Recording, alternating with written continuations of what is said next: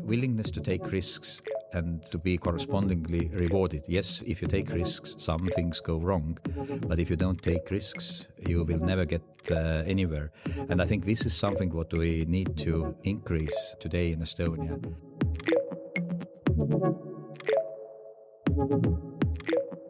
Welcome to this podcast created by the e-Estonia Briefing Center.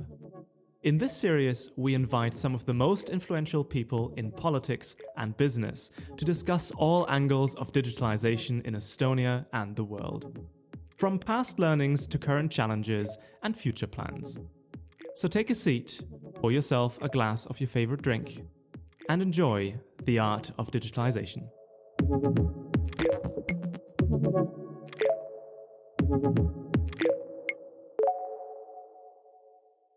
Good morning, afternoon, or evening to everyone listening to us today. We are about to start with our very first episode of our brand new podcast, The Art of Digitalisation.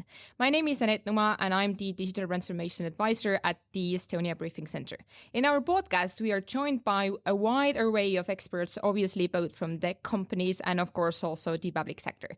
The podcast will focus mainly on the stories of digitalization, and we give hands-on tips, of course, also different advice, and we would like to share also our lessons in implementing digital solutions all across the world.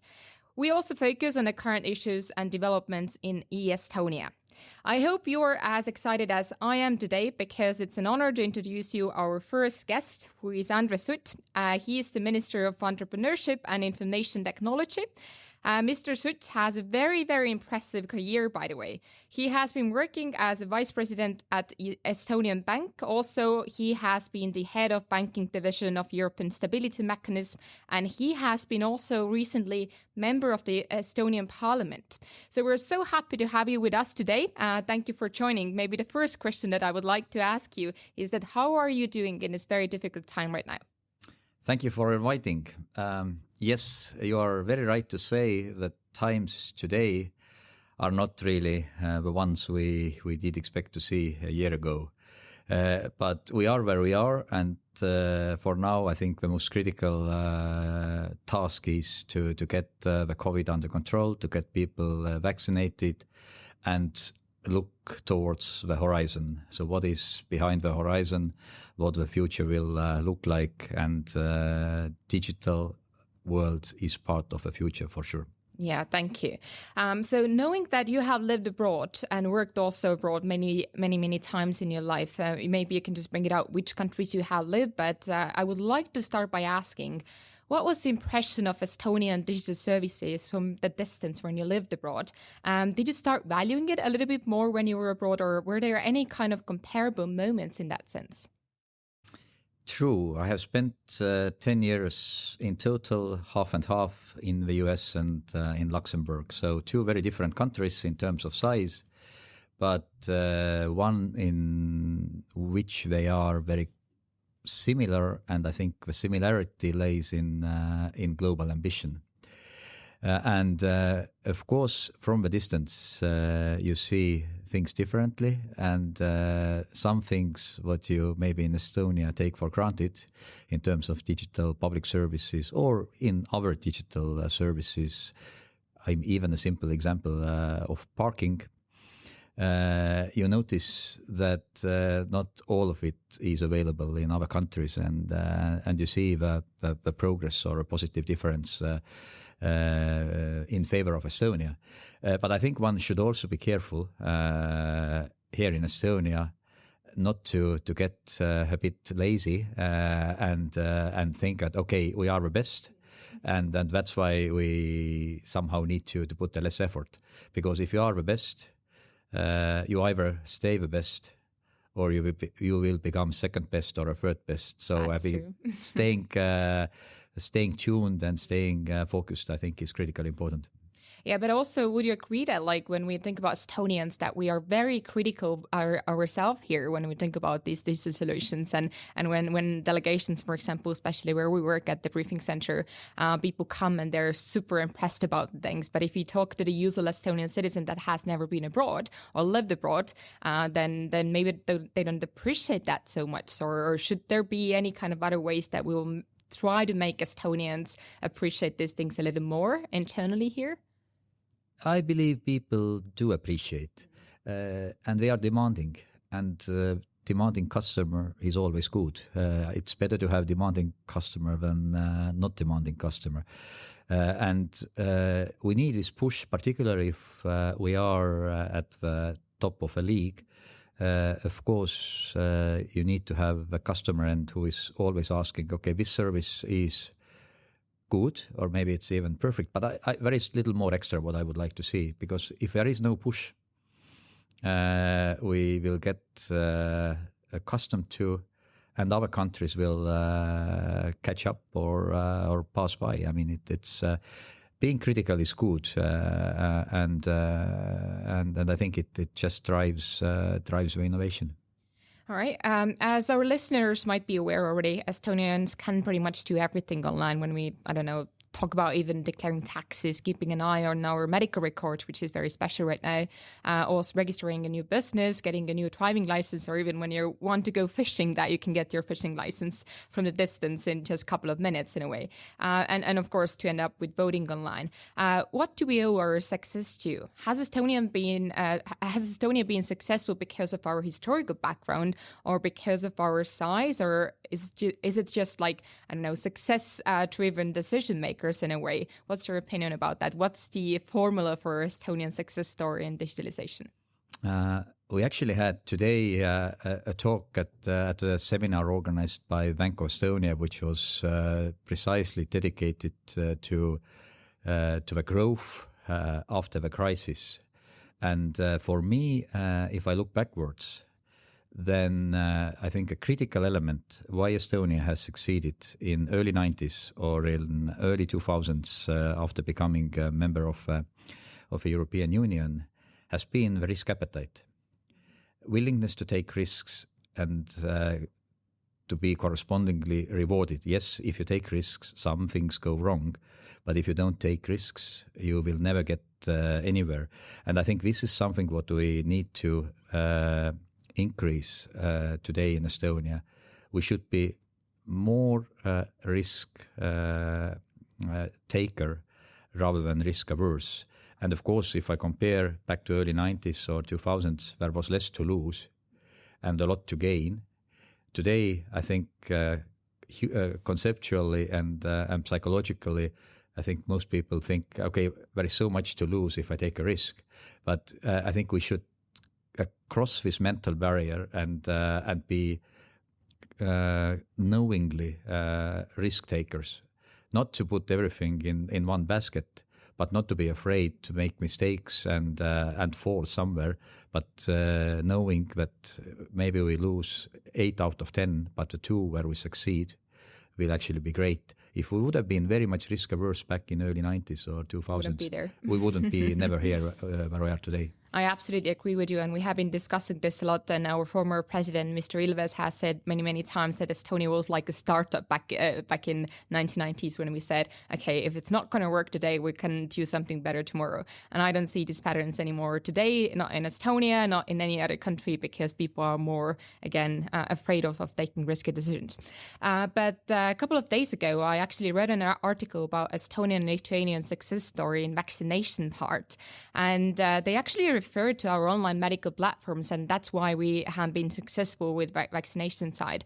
How would you comment on the internal critique towards Estonian digital society regarding online vaccination platform? Is there anything that we should have done differently right now, or how is this process currently looking? You can always do better, and looking backwards, you see the picture much more clearly than you have to make steps going forward. But I think what has progressed, and I think it is progressing well, and I hope to hear also some news quite shortly on really taking this helping hand what the business community has offered to actually speed up the logistics, the IT solutions, and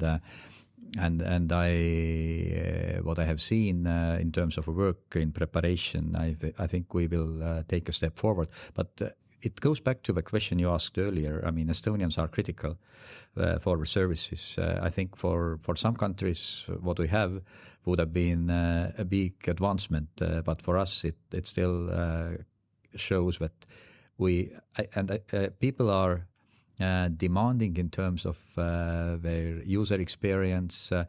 And of course, there are things in logistics, in preparation, and everything what can be improved and are being improved. Of course, today the biggest bottleneck is not really the ability to vaccinate, but the quantity of vaccines available. So you could also ask it differently: how far we would have been without digital government services and digital health services. My guess is we would have been much further behind, which doesn't mean that we can't improve. And with partnership with the IT community, actually, there are some tangible improvements in the pipeline, which I think people will hear very soon. I hope so too. But let's talk about the future. I always like to talk about the future. Let's say that you're going to stay in your position for the next 10 years. Where would the Estonian digital bat go in these years? If you could be the person who would put this strategy for the next 10 years, what would be the most essential things there? Or how do you see the Estonian future when we especially focus on the ICT sector when we talk about 10 years? I borrow for an answer from Steve Jobs, who has said that you can't never connect the dots looking forward. You can only connect the dots looking backward. So you just need to trust that the steps you take somehow and some way will lead to where you want to be. And I think here, if you ask what is going to happen in the next 10 years, it is certainly a journey. I think what has happened with COVID, it has clearly accelerated the trends in the world, be it in technology. It has disrupted, I think, significantly the usual business value change.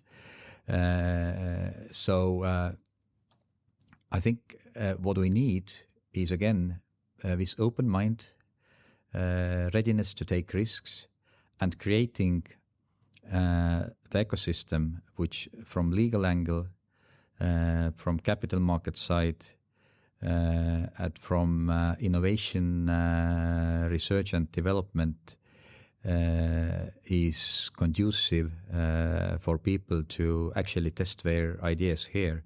And then the combination of all these tests, I think the great ideas which will change the world will pop up if they are in the right environment.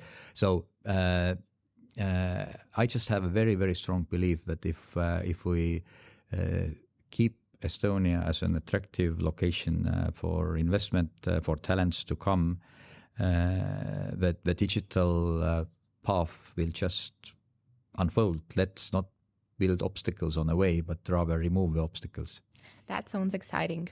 But now to focus maybe on one single topic that I always find very interesting to discuss about.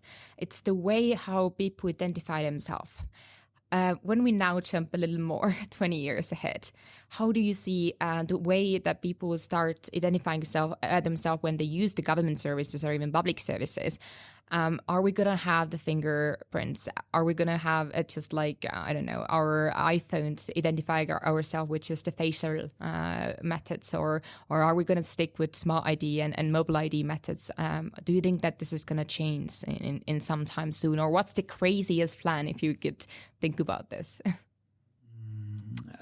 But I think the question is, will we have like just one dominant means of identification? I'm not sure. I think it's good to have, again, here also open mind for different technologies. If I look from like consumer perspective, which I think is, and that's maybe one important point in overall this digital journey. It's not an engineering exercise because it is always done for a benefit of a customer. So if we think in terms of also means for identification, I mean, from today's means, what I can say what is most convenient for me is face recognition. Is it going to be the only and the dominant one? I don't know. Technology will evolve. I think the flip side of the coin, of course, is that there will be interoperability of a different data systems, also cross-border, with due recognition for privacy. But everybody knows that Anett is Anett and Andres is Andres.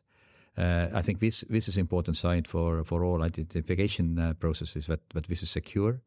You can always verify what is the end solution for a customer or the, I don't know, border official is a different matter. But I think technology will always find solutions. It's important that legal side is there and people have confidence.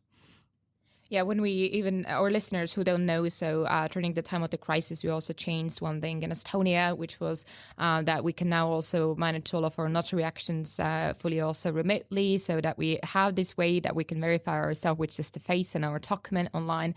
So this is already available already here. So I hope all the other countries will follow up with that as well. But seeing as many countries don't have much trust in the government, or there are still countries who don't have this kind of democratic system, do you think that this e-governance solutions or the EXO system would be even possible, like that it will be operating also in a country where there is not a democratic system? I mean, if there is no democracy, then I think it's very difficult to think of any ecosystem in digital sphere or in business or in public freedoms. So, but for democracies, of course, the trust is critical, and I think the e-voting is excellent example where, in my opinion, technical solution actually enhances the democracy, because you will get more people to vote. It is just more convenient. If it is raining or snowing outside, you would prefer to stay at home, but you don't have to go out in order to vote. And that's why I think all these solutions which make people's lives better are great for democracy, are great for well-being of people, and there is another angle, of course, and that is the digital inclusion. Because also in Estonia there are different statistics, but some say it's at least 10%, some others say it's even close to 20 or around 20% of population who are not friends with the digital world, and that is also something what we need to adjust and pay attention to. Since you started talking about the e-voting system, this was exactly what I also wanted to discuss with you. Since when did you start using the e-voting application yourself or participate in elections? Or where have been the most remarkable places where you have been using the e-voting application? Just speaking about my own experience here, I have been in Paris at the airport. I have been in the Paradise Island of Maldives voting online as well when we have had elections. If you have any kind of memories to bring it up here, where was the craziest place that you just opened your computer and you were like, okay, I'm going to participate in Estonian elections right now? I didn't have any craziest place, but I was able to vote electronically in both of my expat homes. And that was a great help, because otherwise you have to go to embassy, and depending where you live, for me, embassy was also an option in the US, but it's clearly far more convenient. And as I said, in my opinion, it really helps democracy. It helps participation, and the higher the participation in elections, the better it is. So, and I know that many people, like you brought your own example, have been voting in very different places. I guess you can also vote on the airplane. As there is many once we start flying again, which I haven't done for a year, but there is basically no limit. I mean, your location essentially doesn't constrain you, and if there is internet also via space, what Elon Musk is offering, and maybe at one point also Estonia will offer, So there is no limit. Yeah, let's see how that goes. But if you could point out like 3 services that must be working online as soon as possible. We're not talking about in Estonia here, but in all the European countries. Services that are the most time critical in a way. Which services would you name that we need to have as soon as possible? Of course, if we now think of exiting the COVID crisis, clearly the vaccination passport, the electronic vaccination passport is something what would be of big help. And that is a global trust network what we have been also promoting, and there is a project under the World Health Organization. I think it's everything what relates to the cross-border data movement, because if we think in terms of business, the more the EU has basically the free movement of people, capital, services, and I would add a fourth, data, because this is sort of a forward-lookingly, clearly very important angle. So that would be 2 points, and maybe sort of something on a. I mean, the entire e-commerce has also become very important. So, but it's also connectivity, so that we will have really households, businesses connected to the internet, either via cable or wireless, and of course 5G. As the time comes, so there is a lot what is in the pipeline. I would also especially focus on the medical record side, because as you brought it out, we have a free movement. We can live and work in all different European countries, but our medical information is not coming with us. I have heard many stories when people have been struggling getting access to the medicals, or you have to go through all the analysis from the start again, which I don't think should be that way in the year 2021. So I guess Estonia has shown a very good example with working with different countries such as Finland, Portugal, Croatia, where we can also get access to our medicals there from the pharmacies. So I do hope that this is going to continue also on a European level one day, and hopefully soon, because I guess we are already too late. But if we're going to start working with this already today, then maybe we can get rid of this problem in a way. But what's the digital service that would be the most powerful if it was compatible in every single country on Earth? The most powerful one. I think it is at the end still about the ecosystem. If we look at the digital services ecosystem in Estonia, I think the fundamental value is not in any individual piece of the services, but they do the fact that they do coexist and they are interoperable. Because you can, I mean, if you would import a single service from here, let's say even if we take this virtual recognition at the public notaries, I mean, if it would be only service, I don't think it would really make society much richer or faster or better. But it's really the enabling environment which will keep this innovation in digital services growing. And that I think is important, and it's not the miracle of technology. I think it's more miracle of a regulation and a legal setup, what is not standing on the way of technology to come up with the new inventions and the new services. So I don't think there is one single thing, but more the combination of I would say convenience. And efficiency, and cybersecurity also for that matter. Yeah, that links to every sector in a way. But personally speaking, is there a gadget or a device that you're using daily that helps you to save most of your time, or is it just like fun to use? Which kind of devices, gadget you would bring it out here? Well, and that's a good question. Is it saving your time or taking your time? If I look at the time what I spend on my smartphone, that the screen time probably should be much less than I average today. So I'm not a big fan of. I mean, I try to keep sort of some gadget-free time for me as well, and that I think is important. That you don't lose sight from personal relationships and sort of a non-digital world where we all live. So make maximum use of digital convenience, but keep also personal contacts. That is, well, maybe a personal contacts is my favorite device. Of course, today you can't really use them in a way as you used to because of a COVID. But combining really digital and personal touch, I think, is really important. That was an excellent answer. And now I have the very last question to you. Do you feel pressure to be a Minister of IT in one of the most digital country in the world? Or what helps you to keep yourself informed or ahead of the curve? I feel enormous amount of responsibility.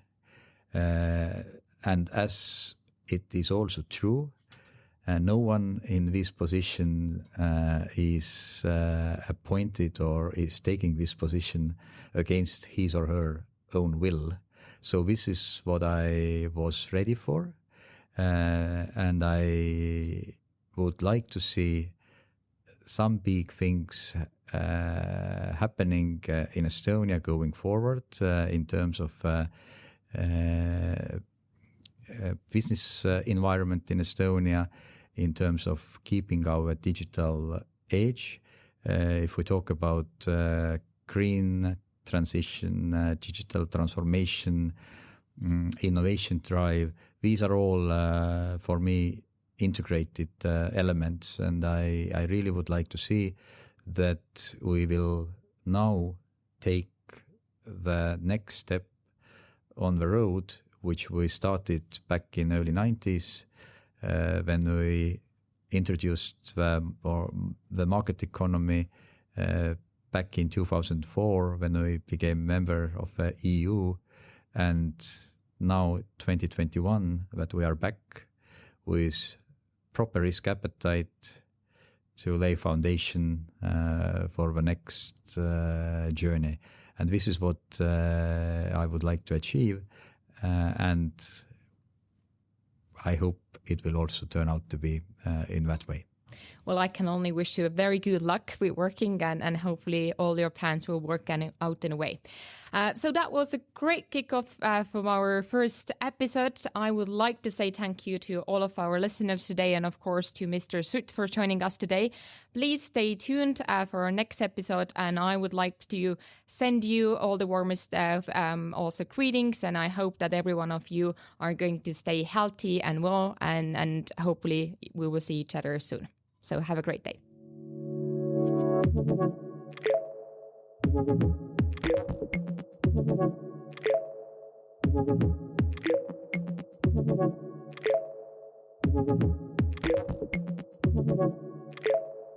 Thank you.